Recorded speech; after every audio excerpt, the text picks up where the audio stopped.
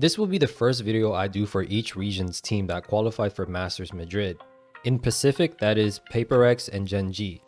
I'm not gonna lie, they seem like one of the weaker regions heading into this competition. However, there are aspects in both of these teams that could surprise people heading into Spain. First, let's talk about the off-season moves that shaped these teams' results in kickoff. PaperX seemed to have regressed since they brought in Monyet to replace Jing. Most people knew it wasn't going to be an easy task, and I doubt many people expected Monyet to be a one-to-one replacement. But there is another team that had a similar problem in Loud, who also lost their star duelist. They kind of reformed themselves so they wouldn't need their duelist to top frag every match.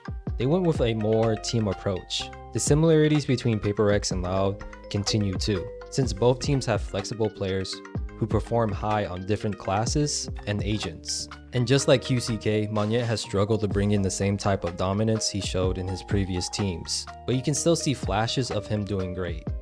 They just need to figure out a way to sustain this type of performance for a whole map. The good thing though is that PaperX still has something in Forsaken willing to play duelists to help the team as well. Gen G on the other hand completely revamped their team. Meteor is the only player remaining from last year's team.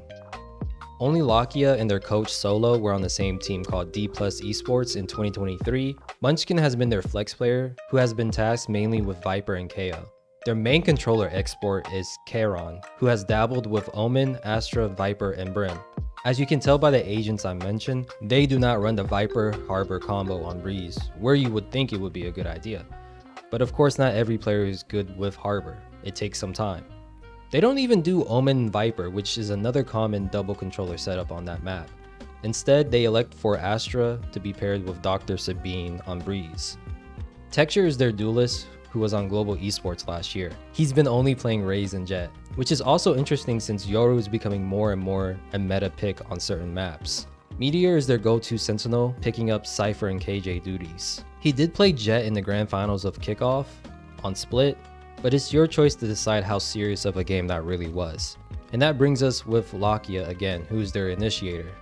That latter part, of course, timing not in your favor. A Prowler draws out the showstopper. He doesn't have his goal. He jumps over the rocket. Lakia, you madman! The acrobatics. He's dabbled with every single one but KO. And he's a pure initiator who sets up the team, so don't expect him to be stacking up those kills, at least based on kickoff results. Gen G also went through the Pacific Gauntlet, beating all the top teams in their region. The only matchup they didn't have against a top tier Pacific team was T1. They beat RRQ twice and looked like the more drilled Korean team. Team Secret was a tough matchup for them, but winning in double overtime on the final map shows that they can get victories when the pressure is on the most, just like how they did to DRX in their bind overtime match too, proving that they are the best Korean team in the Pacific region, at least for this moment. PaperX on the other hand had a relatively easy path to Madrid, where they only played a total of 9 maps for kickoffs. They beat Gen G in a 3-map series in their group stage, and then swept T1 with Split going into overtime. Lastly, they did lose to Gen G in the finals. Now, the thing with PaperX is that I want to say that they weren't going all out in this tournament, but I can't say for sure. You be the judge though. Is this really a team that looks upset that they lost another finals they tried really hard to win for? Let's start by hearing from the coach on your short comments about today's game.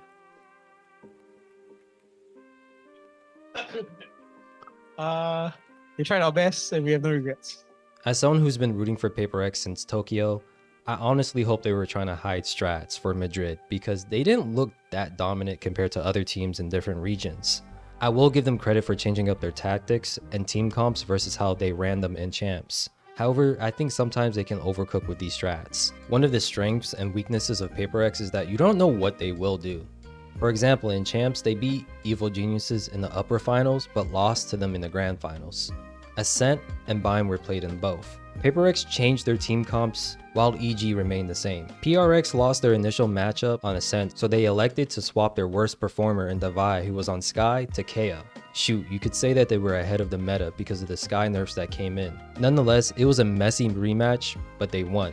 And Davai had a major turnaround stats-wise. Now for Bind, they actually won their initial matchup against Evil Geniuses. So what did they do? Blow it up and run Forsaken on Yoru, and something on Breach. Yes, something struggled a little bit when he was playing Reyna in the upper finals. But when you run double duelists nowadays, you can't expect both to top frag 1 and 2. What's even crazier is that they abandoned the double controller comp altogether. PaperX has had some success with Bind on Yoru in the past events, but in Champs this was their first time playing him on Bind. I was actually laughing and crying a little bit in the inside when I was going through their past Bind matches.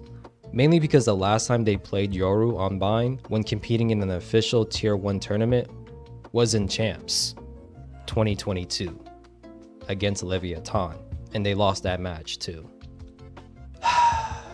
I know this is a bit of hindsight Harry, but if it ain't broke, don't fix it. And that Yoru Bind comp was not it, especially since they already had one that was working. I say all of this because the exact same thing happened with Gen G. In their initial matchup on Lotus, something was running Jet and they won, as well as the fact that everyone's team stats were pretty good.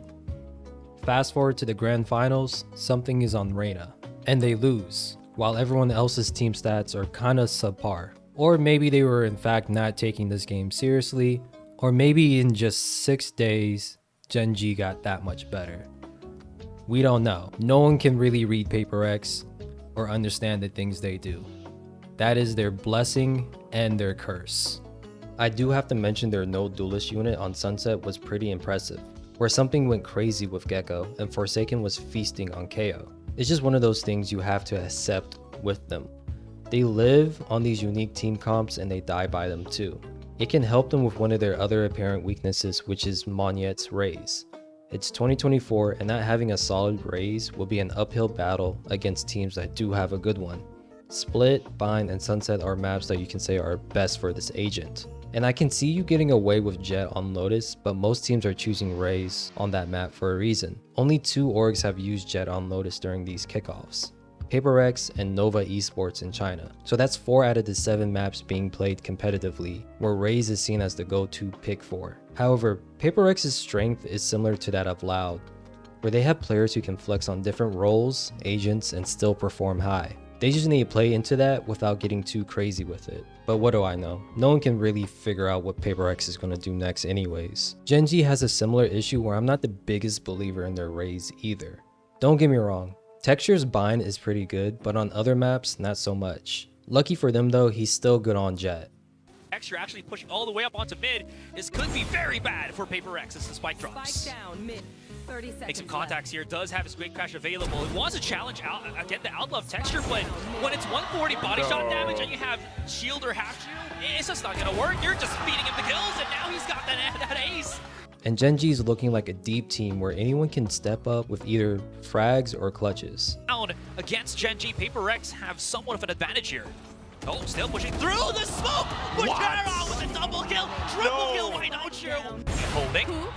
It's Texture, 1 down. Something. Oh. Ooh, overflicks. And that's Meteor. He can call back his teammates if he wants to. There it is. Lockdown available. And Meteor opens up the A side by pure sheer power. You just had this squad of stingers. But guess what? Here comes Forsaken and the spike plant goes down. Yo. This man might not be the Guardians of the Galaxy, but he is the Guardian of Lotus.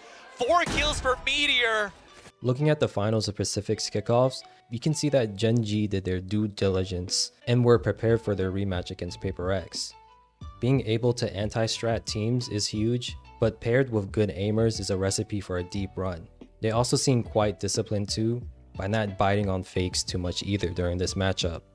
And I have to be honest with you all, I didn't rate them too high coming into this event, and I have to apologize to Gen G for that. I wasn't familiar with your game. And their coach also has a solid mindset going into Madrid too. I'd like to ask the last question for Coach Dole. How do you plan to prepare for Masters Madrid, and what can fans expect?